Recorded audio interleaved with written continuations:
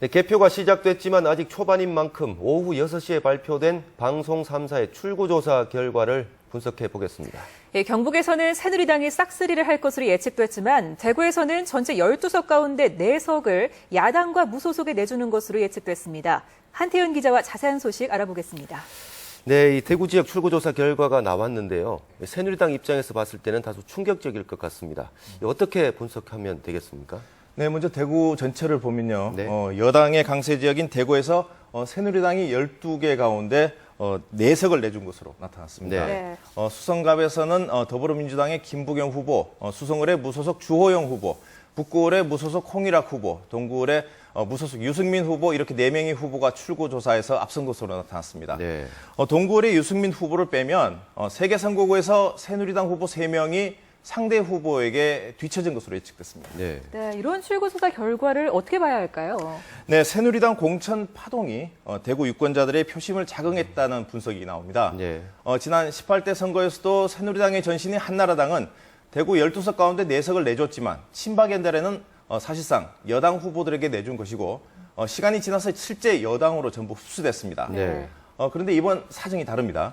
김부겸 후보와 홍일학 후보는 야당 성향이고 유승민, 주호영 후보는 여당 성향이지만 새누리당 지도부가 복당은 절대 안 된다고 밝혔지 않습니까? 네. 이런 만큼 당분간 새누리당 복당은 쉽지 않아 보입니다.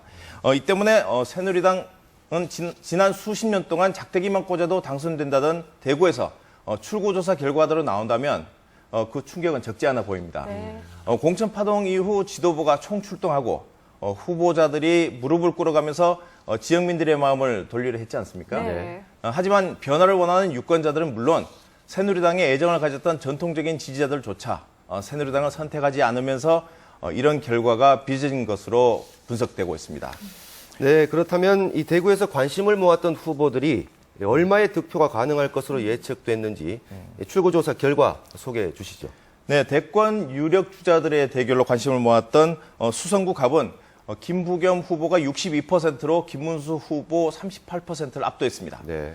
소선거제 실시 이후 31년 만에 대구에서 정통 야당 후보의 국회 입성이 현실화되고 있습니다. 야당에서 탈당한 북구을 홍일학 후보도 과반이 넘는 51.5%의 득표가 예측되면서 새누리당 양명묘 후보를 앞설 것으로 나타났습니다. 네. 예측 결과대로라면 여당 텃밭인 대구에서 야당이 교두보를 마련할 것으로 보입니다. 네. 새누리당 공천 파동의 중심에 섰던 수성을에서도 무소속의 3선 주호영 후보가 새누리당 이인선 후보의 끈질긴 추격을 뿌리치고 45.5%로 10%포인트 이상 차이가 났습니다. 네.